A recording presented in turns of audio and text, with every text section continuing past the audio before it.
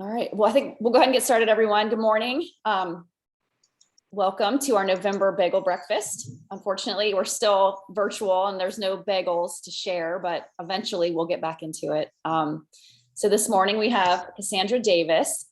She's a research associate professor in the Department of Public Policy. And today she'll be discussing understanding justice through a disaster. And I'm going to go ahead and turn it over to her so we have lots of time to hear about her research and get into our discussion. All right, well, thank you so much for having me.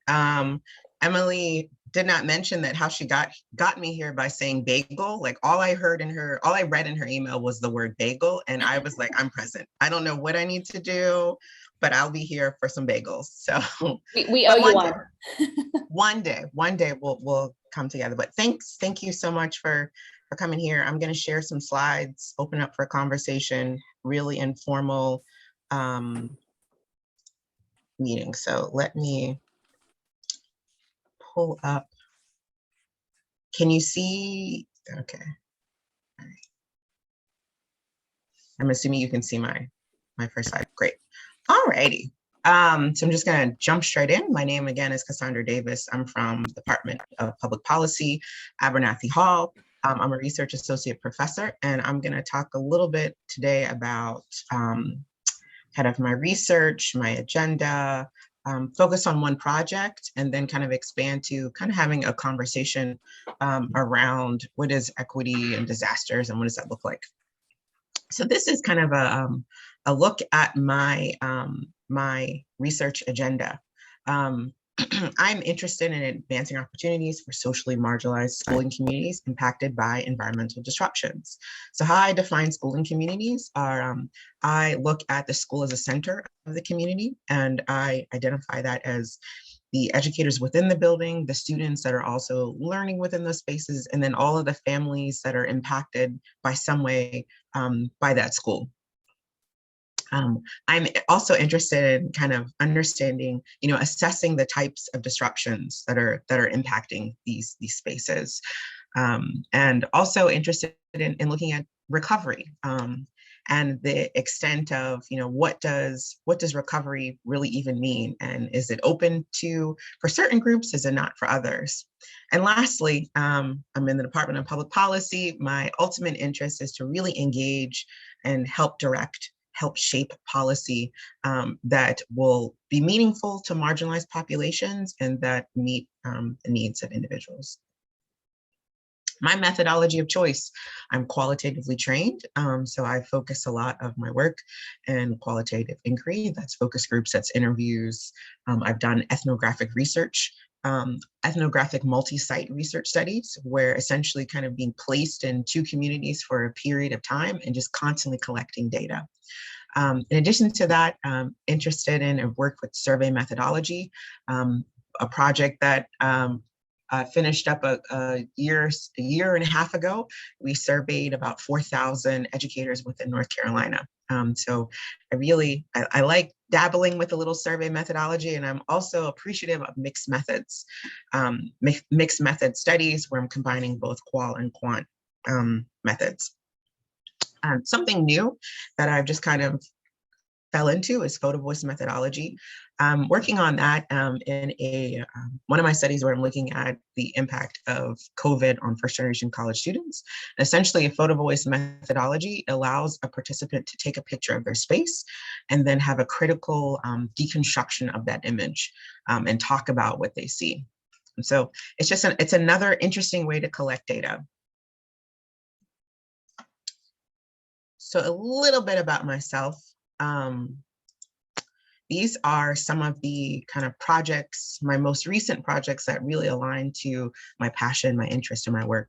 All of these projects, I held the role of PI. I had fantastic team members, colleagues that supported me and worked with me, and we collaborated on to do these projects. Just a quick piece, the first two, looking at kind of the impacts of hurricanes Matthew, Harvey, and Florence that hit both North Carolina and Texas, and specifically looking at school districts and resiliency, looking at student outcomes and how their student outcomes are impacted by the storms.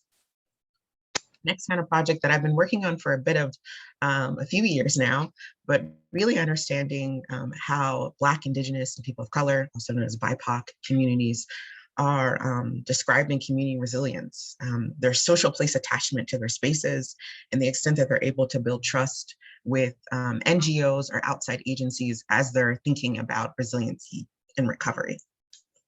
Another project, which I just mentioned a little bit, looking at kind of first gens, their college persistence, and how the extent that that has changed or been disrupted by COVID-19. Another project, identifying the supportive strategies for marginalized groups impacted by hazards. I think I saw my greatest co-PI, I believe he just jumped into the room. I hope none of my other co-PIs are also in the room. Professor Phil Burke, we tackled this really interesting project where we were providing information back to the feds on the appropriate kind of mitigation strategies to support marginalized groups. And lastly, kind of the two newest projects where I'm also working with Professor Phil Burke as well as Professor Miyuki Hino, looking at a landscape study on social equity and then assessing preparedness and recovery for marginalized groups and listening to different types of people talking about that. So with all of those different fun projects, I will say that if any of those kind of piqued your interest and that you want to hear more about or want to think more collectively of what that looks like in the future, absolutely send me an email, let's connect. But for today, I'm just going to focus on this most recently submitted kind of project, the project where we were identifying strategies for marginalized populations. So let me make sure I'm checking out my time. Just a quick background with that. Under the Disaster Recovery Reform Act, the law directs that FEMA is to reserve 6% from post-disaster grant funding to support pre-disaster hazard mitigation through an initiative called BRIC. Some emerging evidence showed that kind of recently came out suggests that federal support has disproportionately impacted marginalized communities. There's actually instances within this article in Howland and Elliott in 2019 where they found that the support that was provided by FEMA actually widened the wealth gap between Black and Brown households and white households. It's pretty shocking. And so the FEMA was really interested in trying to figure out, what's going on? Why is, how are we contributing, and I'm speaking we as in FEMA, how are we kind of contributing to expanding a wealth gap? And why is it that there are communities of color that are not receiving the appropriate supports to kind of prepare or, to be kind of long-term, for the long-term recovery for these communities? Like, what's happening? So that was kind of the task that we were given, to figure out what was going on, why were BIPOC communities more likely to be impacted negatively after a disaster, and what are the supports? Who is able to actually effectively support marginalized populations in the U.S.? What are they doing? What are the barriers that they're facing? And then also kind of what are the barriers to federal investment, so that FEMA can then, and other organizations can then be able to kind of look back and make adjustments to ensure that they are equitably providing support to communities. So some of our methods, our conceptual framework was critical race theory. We reviewed over 275 peer-reviewed articles, books, government documents, policy briefs, and websites. I believe that number is probably over 300, but I feel more confident. My confidence level is much better in saying over 275. We also reviewed archival data from 95 programs located in all 10 FEMA regions across 38 states and in 1 US territory. In addition to that, we administered validity checks. And so we conducted informal interviews with experts like, there's a few name drops below, Catherine Brown, Ioma Iruko, and Lori Peak. We also organized a summit of thought leaders with Forma Anderson, John Cooper Jr., and Sherrick Hughes, all of which were experts that focused on looking at equity, disasters, education, disparities, justice. So before I kind of jump in, what is critical race theory? CRT has gotten a lot of negative publicity recently, and so this is not making a political stance. This is just kind of telling you what this theory is about. This theory emerged from legal critical studies by a Black and white lawyer who noticed that there were some discrepancies going on in the courtroom. They noticed that a number of their people of color who were being kind of sent to the courtroom were going through unfair procedures, and they just couldn't figure out what was going on. So out of this kind of legal theory gave birth to critical race theory. Excuse me. I don't have a bagel, I just have a smoothie. So hopefully that's okay. It's a beet smoothie in case anyone was interested. But so CRT stems from the notion that whiteness oppresses and marginalizes individuals who identify as the other.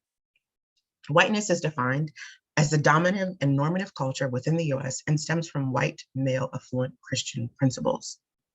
So to be clear, CRT is not saying that if you are a white, male, affluent Christian, that you are negative or you are deviant. What's essentially it's saying that within the structure, within the history of our country, we have an unfortunate pattern of really promoting and protecting white, male, affluent Christian principles. And what happens is anything that is deemed not that is then deemed deviant or othered. So everything outside of whiteness is deemed deviant. Another major point that comes from critical race theory is that racism in the US is systemic, it is ingrained. So using the CRT as our lens, we did that throughout our methodology. With the reviewing of our relevant literature, we specifically studied historical policies and documents to assess how communities of color were disenfranchised and forced to live in spaces that were more susceptible to natural hazards. In addition to that, we selected programs. The 95 programs that we used were programs that specifically reached out to marginalized groups before, during, and after a natural hazard. We also reviewed the BRIC application. So this was an application that FEMA provided for individuals to then receive the funding. And we used a CRT lens. And then kind of lastly, we wanted to ensure that we use terms that were highlighting and uplifting underrepresented groups instead of those that were deficit-based. Now, in terms of understanding the discussion with our experts and the discussion with our advisory committee, we spoke with scholars in color and scholars from underrepresented groups whose research primarily focused on the intersections of race, justice, equity, and education. And lastly, the construction of our policy recommendations were based on the culmination of our literature review, our archival data, kind of reviewing of the documents and consultation with experts.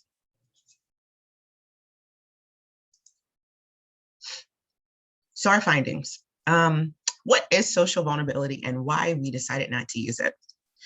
We argue that the term vulnerable, should not be used as a noun. A person cannot be vulnerable. We suggest that vulnerable suggests a static state and denotes weakness. It doesn't consider the historical or social factors that disproportionately impact groups. So instead, we use socially marginalized or underrepresented in its place.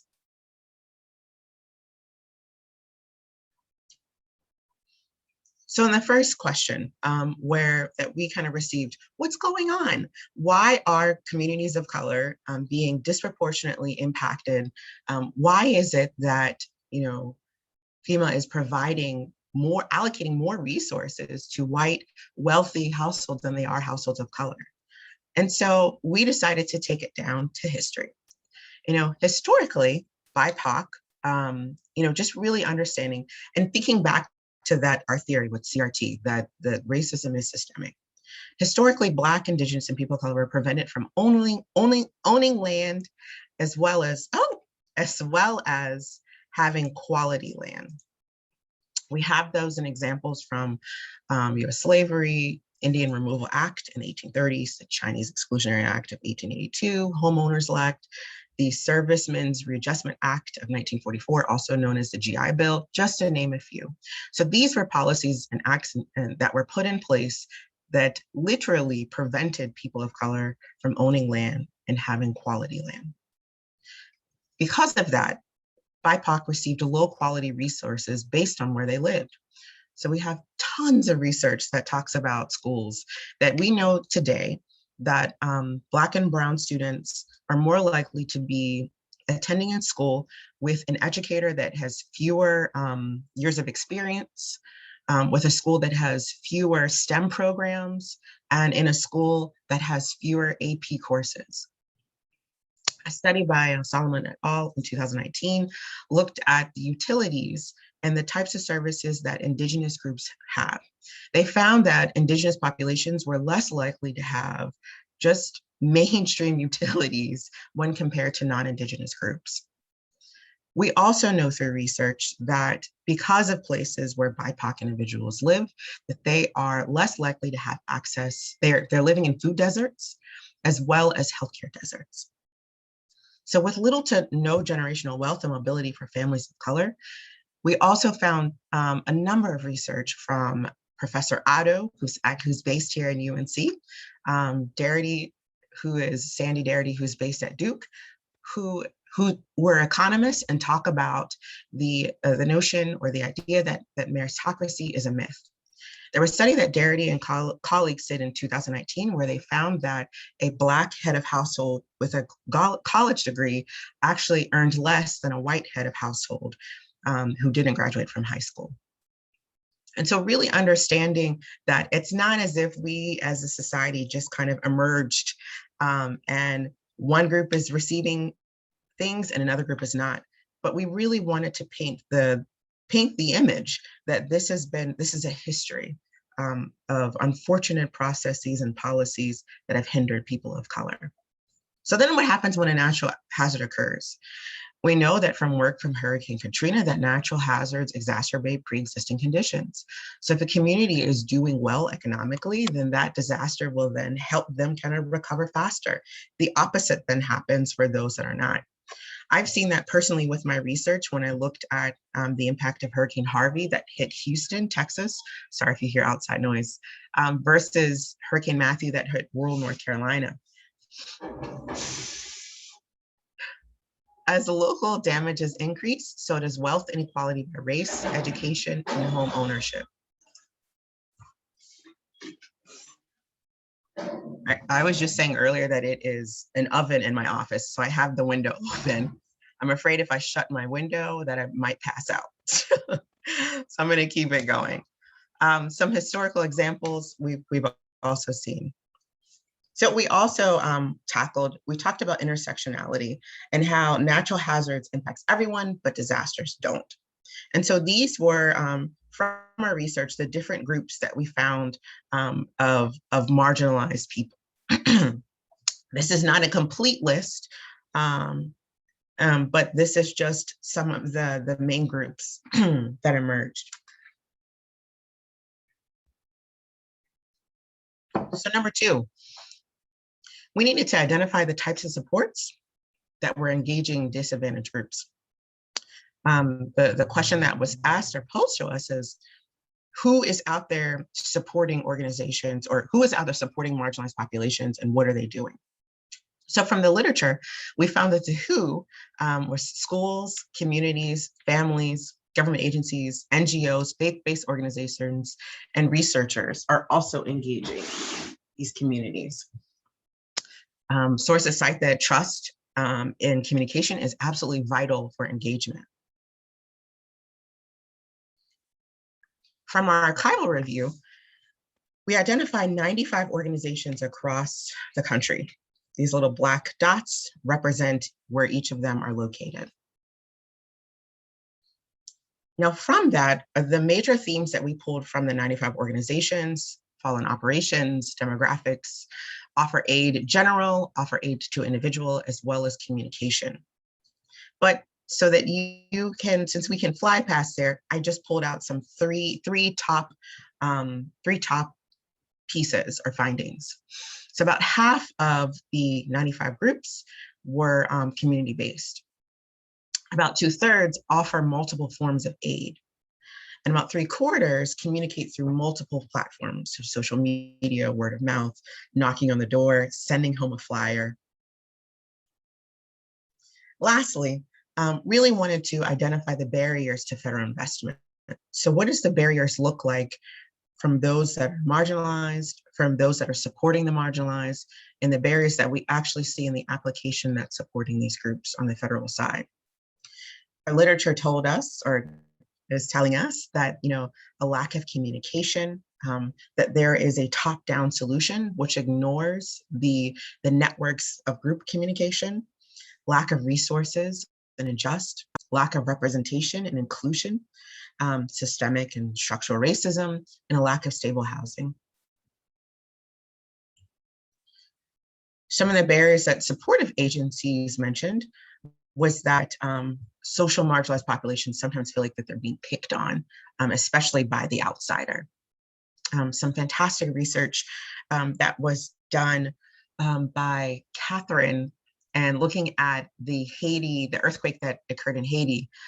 Some of the respondents talked about feeling as if that when foreigners came to support them, that they felt as though that people were using vulnerable, creating a cookie cut image of what vulnerability looked like, and dismiss their cultural connections and their connectivity with one another and with the land. Another barrier, locals are often wary of outside support. And then finally, since some supportive agencies may not be aware of essential local contextual knowledge, they may not act on it. So these are the last thing are the barriers that we found with the actual program. Just kind of quickly, just talking about, we looked at the number of applicants. It was only open up to a certain number. We questioned why not open it up to everyone, as many people as possible. We also talked about the access to the application. We said that within the application, it came off that it was supporting individuals who were successful, and which we called out and said that that's a part of white supremacy culture, which promotes notions of competition over cooperation.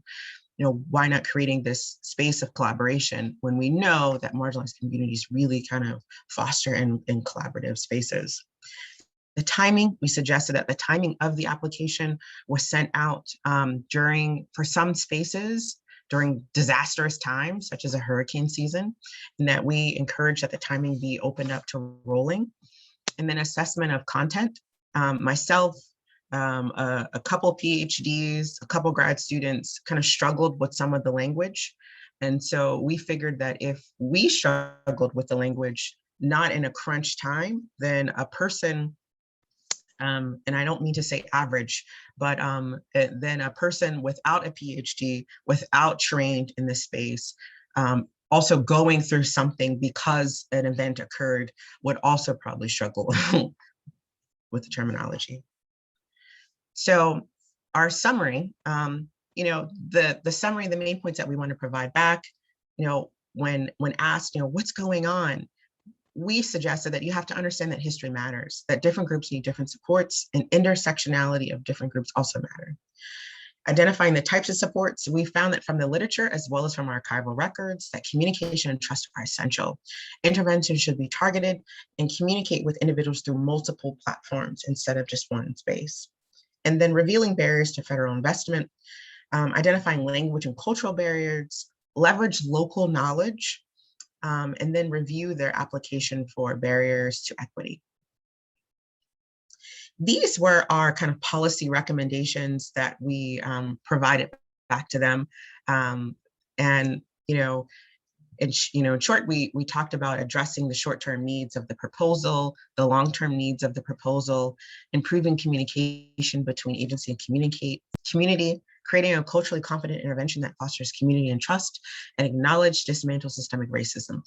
It's formed in this pyramid to give off it's supposed to be that essentially, from what might take the less amount of effort to the most amount of effort. And it's also showing that just meeting the needs or just addressing these few things in the application is not going to get to the heart of the issues. So we really meant for this pyramid to feel as though that this is continual work, that just like recovery, there isn't an end date, but that this would take probably longer. But kind of getting getting at the different levels means that you're having a more impactful impact within the marginalized communities. So I know that we're supposed to have a conversation about collaborative efforts. So that was just kind of a quick summary of a project that Professor Phil Burke and I worked on together. We co-PI'd the project together, but really just kind of thinking of collaborative efforts. Some things that I've kind of my own reflections lately. I've been on just a handful of presentations and talks about equity. Equity is the new buzzword, right? Like equity is the new word. And I'm finding it's really interesting that I'm hearing the talk about equity, but no talk of racism, which to me has me a bit confused, right? Like, how can we possibly talk about we need to make sure that things are equitable, but not have a conversation of why we need to talk about why things need to be equitable. So my little thought is, discussions of racial equity without discussion of racism are not meaningful. So I think I see something in the chat. Oh, okay. So these are some just kind of questions that I'm kind of playing around with for my own self, for looking at kind of future research. But how can I assist with building a community?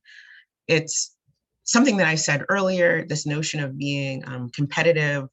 It is such an academic notion, right? Like in the academy, we are taught that if you do this, you knock, to some extent, you hustle, you bustle, you get something done and you do it and you get the praise for it. And I'm really fighting against that notion. I'm really fighting against that idea that in order for myself as a researcher, as a professor to be successful, I have to fight and harm others. Especially if I'm trying to do the work about assisting low-income communities, assisting marginalized communities. That's not what's going to fly. It's not. So how do I assist? How do I really recognize what does it mean to support you, plural, as a community? And how can I build that up? And how can that be reflective in my work? And how can I combat and fight against the notion that I shouldn't be doing that? Also, what does justice look like for marginalized communities who face hazards? What would it look like to address and dismantle structural racism in the emergency management spaces? How can we effectively bridge communities, NGOs, state and federal agencies to address equity around resources? And is recovery only for white affluent communities? If not, what does it look, what does it look for others? And how long is this process? I have this same question for mitigation and preparedness. I feel as though that you have to have a certain amount of money, you have to be in a certain space to be able to recover or to be prepared. And I don't think that's right. So these are my big questions that I will probably be searching for the answers for the rest of my career. But I just wanted to kind of bring you in that space, my mental space of where I'm at. And I guess I think that's all. My last slide, I just wanted to say that the study was funded by U.S. Homeland Security by way of the Coastal Resiliency Center at UNC Chapel Hill. And I'm just really thankful for the research team. We had 11 people on our research team. It was a fantastic group of undergrad, graduate students. And as I said, Phil Burke, personnel from Homeland, FEMA, NOAA, they supported this project. They're excited about this project. And just really just thankful for the opportunity to serve in this capacity. So that's all I got. Sandra, that was fantastic. Thank you so much for opening up the discussion. So what I'm going to do now is just let folks just unmute themselves and start asking away and have the conversation.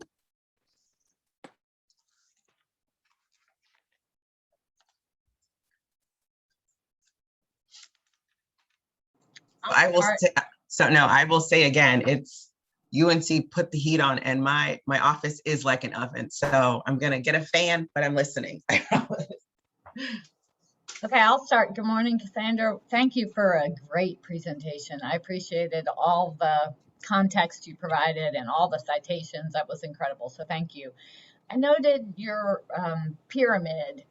Really importantly, I appreciate how you focused on those bottom two layers and how basically no matter what we check, what boxes we check at the top of the pyramid, if we're not addressing the bottom ones, we're not making progress. So could you share an example or two of the second layer up where you mentioned culturally competent interventions and how that's fundamental? If I know you've done work in North Carolina and Texas, if you have a North Carolina example, that'd be great. But if you don't, from wherever, I'm just curious, what are some of the elements that you have in mind when you're saying culturally competent intervention?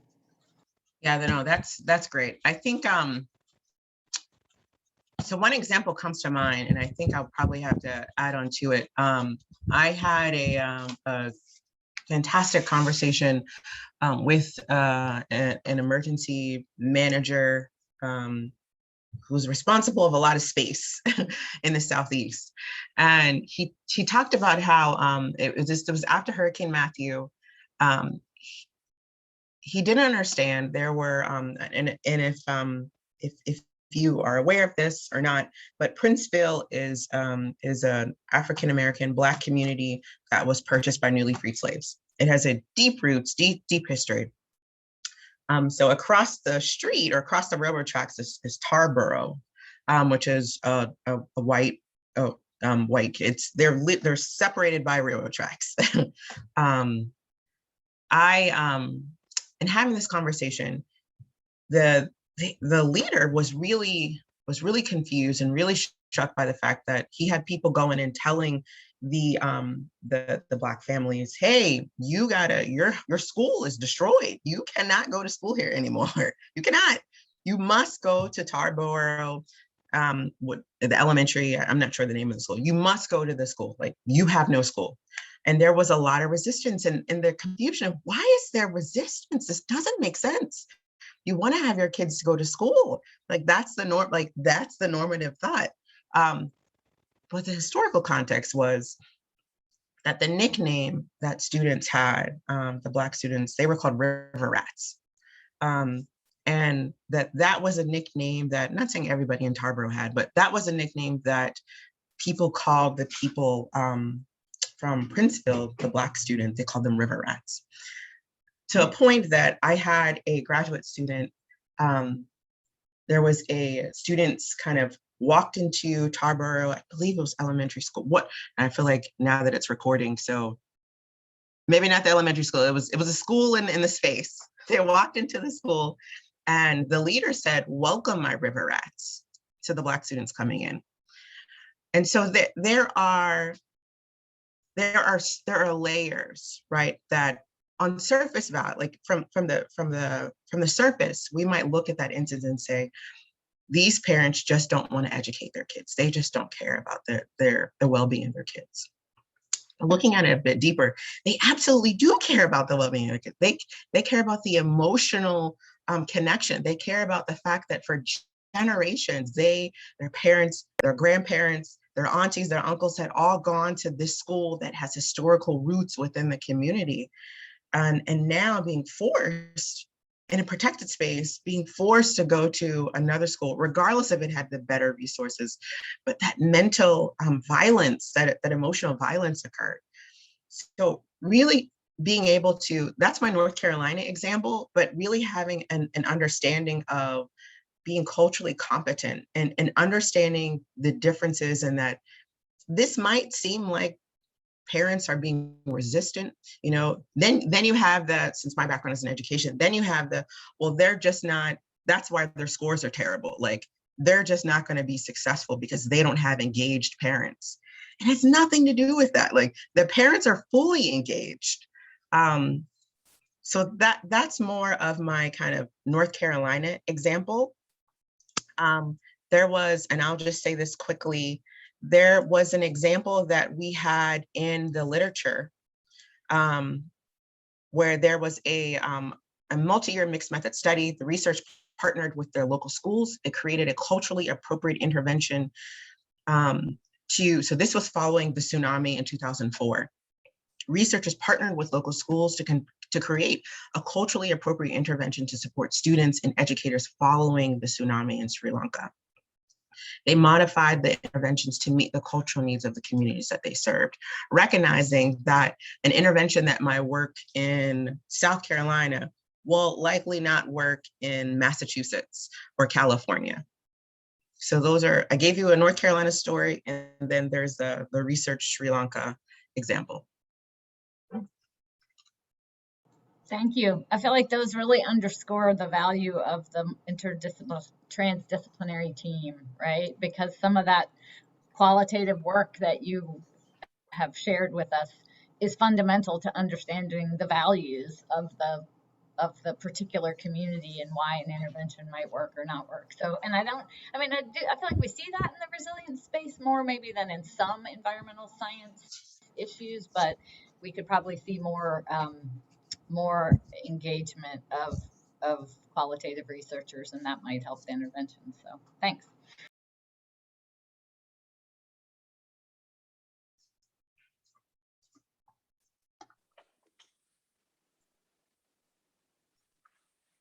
Hey, Cassandra, it's Mike. How are you?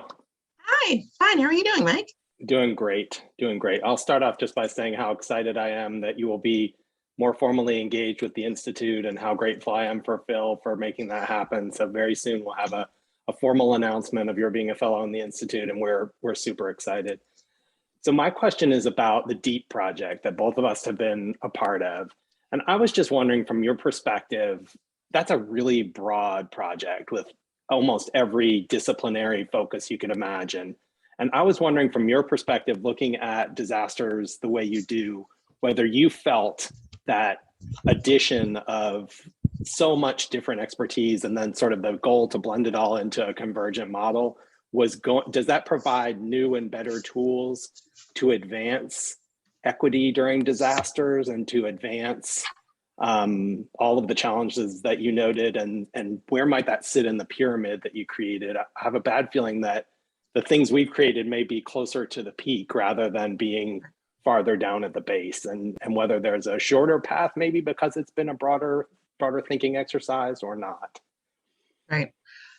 So a couple of things of that. Yeah, the DEEP project, I am thrilled to be a part of such a group of different thinkers and people who think about disasters in different ways, because I can critically look at anything. My husband will absolutely agree with me on that statement. But so it's great to learn about water levels and terrain, like drainage, and it's really fascinating. I will say, and this isn't just unique to DEEP, this is probably unique to like any interdisciplinary project. Typically when I've been in spaces where we're talking about hazards or climate, I am typically the only person of color, or there might be another person of color as well. Not to say that just because you're a person of color that this is all that you think about, and also not to say that just because if you're not a person of color, that doesn't mean that you're not thinking about these things. Phil and I have such a great, hope I'm not calling him out, but we have such a great, I really appreciate him in so many different ways. And he challenges me and he tells me constantly that I challenge him. Hopefully it's not all bad, but we have a great reciprocal relationship. And you need that in those type of open spaces. Like, it's great to have different ways that people think about and go in a topic, but we're all kind of trained under the same academic umbrella, and we all know what's what the right thing to do is, and so it's difficult to go against the grain, to be that salmon, right? To swim upstream, or to swim opposite. So I just I want to encourage us, like, even kind of having a quantitative perspective of how do we measure equity?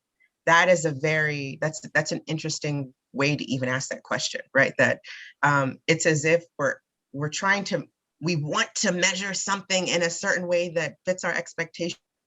That's not measured in that space.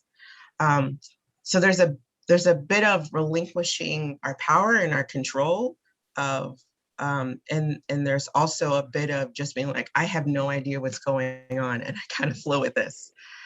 So I don't want to say that that's specific to DEEP. I'll say that is unique. I mean, that is something in all, like all types of projects. I'm on a fantastic project with a bunch of economists. I'm the little like social scientist in the group, and they are scholars of color. They are fantastic.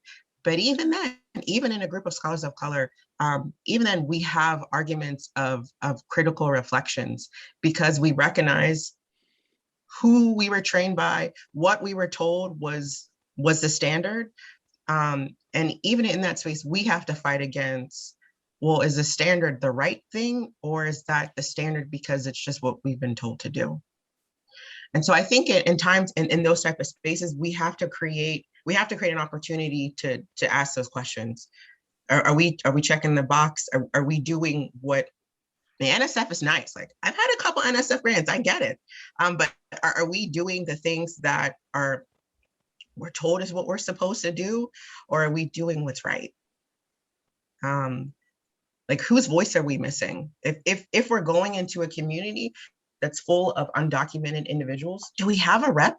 Do we have someone who represents? Do we have a number of people who represents this community in this conversation of research? If not, we're missing, you know? So there's and I say this not to like boost myself up. I'm trying to pull together a team where we're looking at this idea of what preparedness looks like and how it ignores low-income communities, that you have to have these things to be prepared. And if you don't have them, then you're just not prepared for any storms. And so I can, to some extent, like I'm dressed in all Black, I'm a Northerner. So to some extent, I have the ability to go into to Black communities, but they can smell me out that I'm not from there, right? But I pulled together groups of people who are situated within those communities.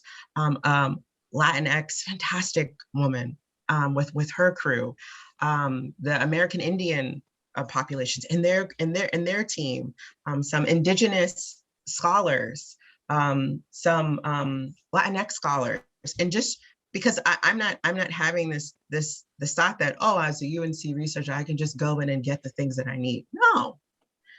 So I talked a lot, but I guess I would say my encouragement would be to have kind of those pause, those moments, those breaks, to say, like, who are we missing? What are we doing? Like, what's our end goal? What population are we trying to serve? Do we have representation from that population present? Did they also co-sign? Like, did they say this is something that they need? So we could do all this work and they could be like, we don't need that at all. In fact, we actually need something else. And then what are you doing the research for? So I don't know. No, absolutely. And I think the idea of having quantitative metrics for all the words that you're saying is so important, that you need to be empirical about what you're talking about. And things, just when you mention not using vulnerable and using socially marginalized, that changes a lot of conversations from the jump. So thank you very much. I appreciate it. And I appreciate your talk today. Thanks, Mike.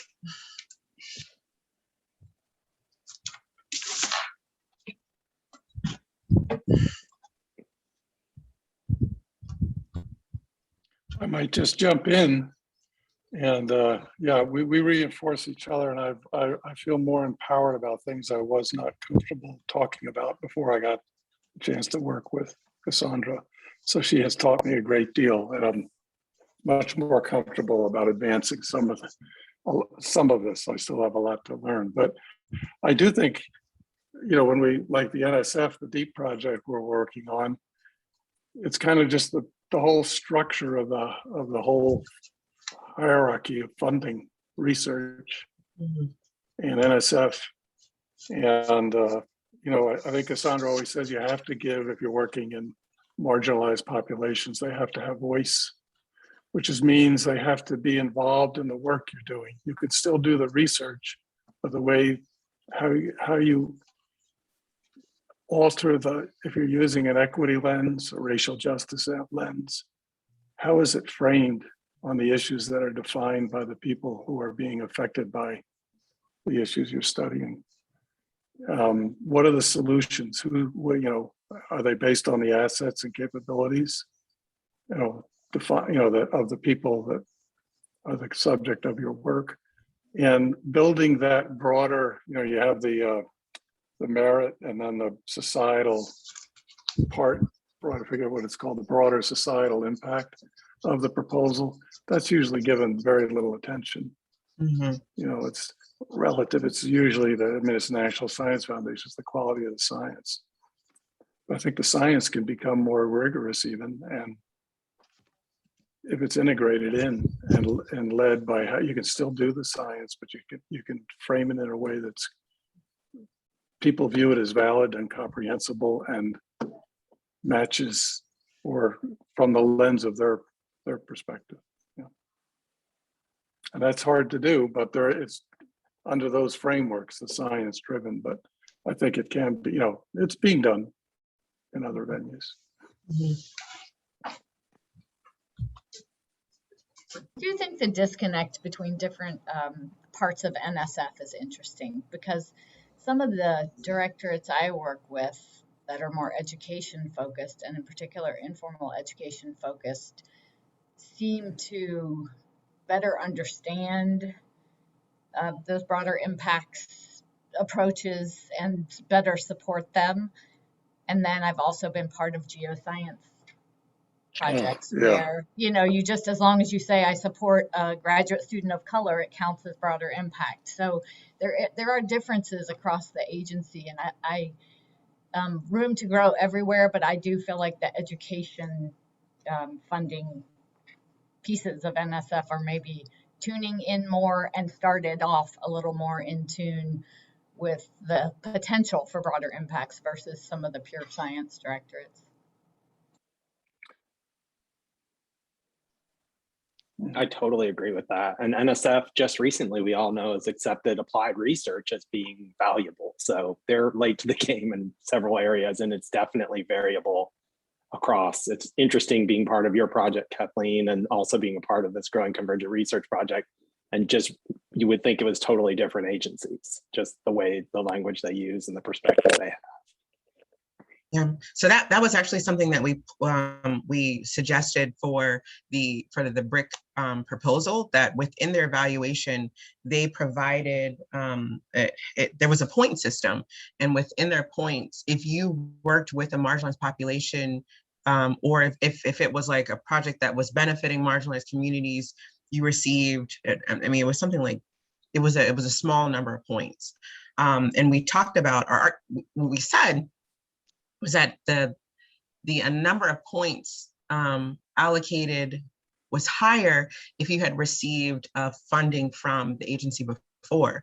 And so we were saying, like, you all are essentially providing, more points to those who are continuing to get funding, and we know who gets these type of funds. And then you're also you're saying that this is a great topic of interest, but in the scale of points, it's not.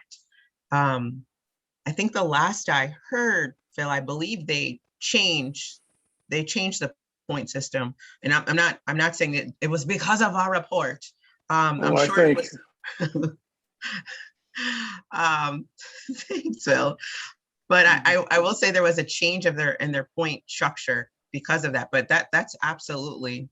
I mean, that's absolutely present in different disciplines. And, I do support, I'm not gonna, the education space in NSF is welcoming of these type of topics, but I will say that they look for a quantitative way to analyze qualitative work, which is also, it's part of it. It's part of it.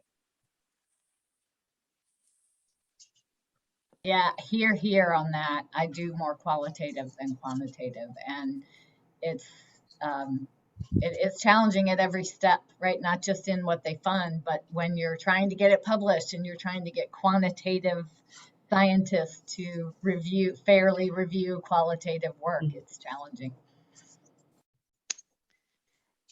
Hey, Cassandra, Michelle Lovejoy, I work with Environmental Defense Fund. Great talk. I really appreciate the point of how can you have a conversation about equity if you're not willing to talk about racism. That's a message that many more people need to hear and take to heart. But given that that is often the situation we're in, especially in North Carolina, you know, there's a lot of funding being looked at towards flood resilience, flood mitigation, lots of different moving parts to the legislation they're debating right now.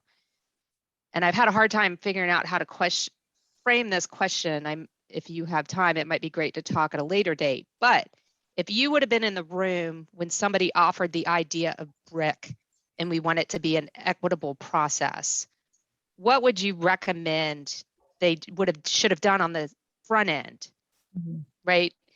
Because it sounds like you've had a really good chance to look at a program through the lens post the first year they released it. Absolutely. How can we do that before it actually gets out the door of a state program? Right. Great question. And absolutely. I mean, we can connect another time as well. But yeah, I think something that we've said is that if equity if that's the direction, then that needs to be the first ingredient and not the last. Sometimes of what we see, especially in applications or programs, that they'll say this program or this initiative is we want to ensure that equity and justice. And so we're going to essentially keep the same program, but we're adding on a couple fellowships for BIPOC communities. That's not being equitable, right? Like, because it's an afterthought. You're making equity an afterthought. And so our suggestion is before a program is coming to fruition, before it's growing, it's what does this look like? What players need to be around the table to talk about, to identify the gaps that are out there? What communities do we need to have a bridge with to ensure that what we're saying and what we want to do is actually going to meet the needs? Another recommendation that we had, we talked about using cognitive interviews. So within and I briefly mentioned this, within their application, and this is something that could happen in the beginning as well. As you're kind of getting documents together, as you're getting descriptions together, having a group of people who are not tied to the emergency world at all. So the grandmas, the aunties, the uncles, the neighbor down the street, having people from the community who will be impacted by this actually look at these documents and then provide their insight of what they see and what they hear. Kind of using the layman to review items that can also help with that helps with building community, with building trust. And that also ensures for some bit of equity, because as I said, it was myself, a couple grad students, a couple undergrad students, we were looking through the internet saying, I don't understand at all what this sentence means. And the weather was perfect outside. We weren't impacted by it. So there wasn't a sense of urgency to apply to this program. And so by having people who represent different groups, different spaces, coming to the table and being part of that discussion. So you can have that advisor group that's part of the discussion. But then once documents are kind of created, then having individuals that can be part of the cognitive interviewing discussion to look and see, does this document actually mean what it says? Are we projecting what we're attempting to project? Are we alienating people by using certain discourse within the document? So my major recommendation would be starting with equity first and not a tag on, like not a +1. Equity is not a +1. What's the foundation? It's part of the foundation. Especially if we're talking about dismantling racism, it has to be part of that foundation. It has to be part of moving the projects forward.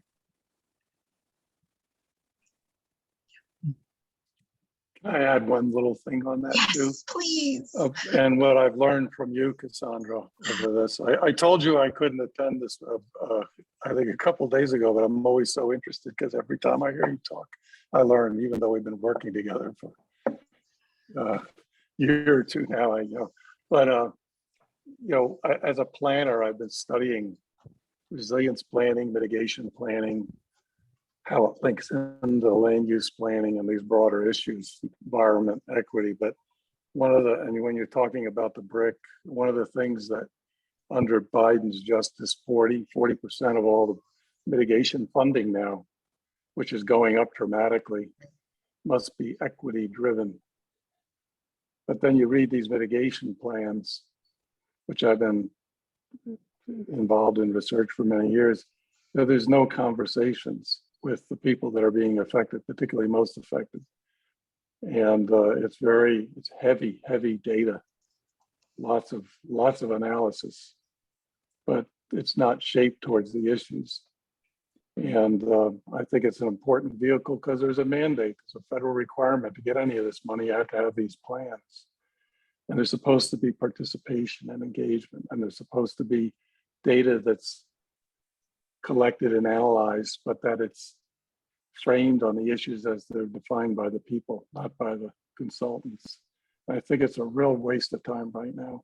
I wish, anyway, I'm gonna keep hammering that one home too, so. But yeah.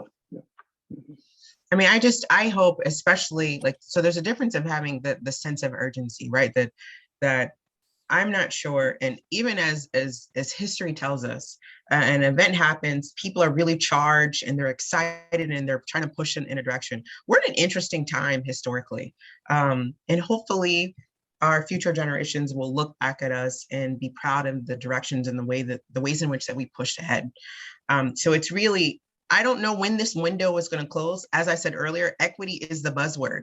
Diversity is the buzzword.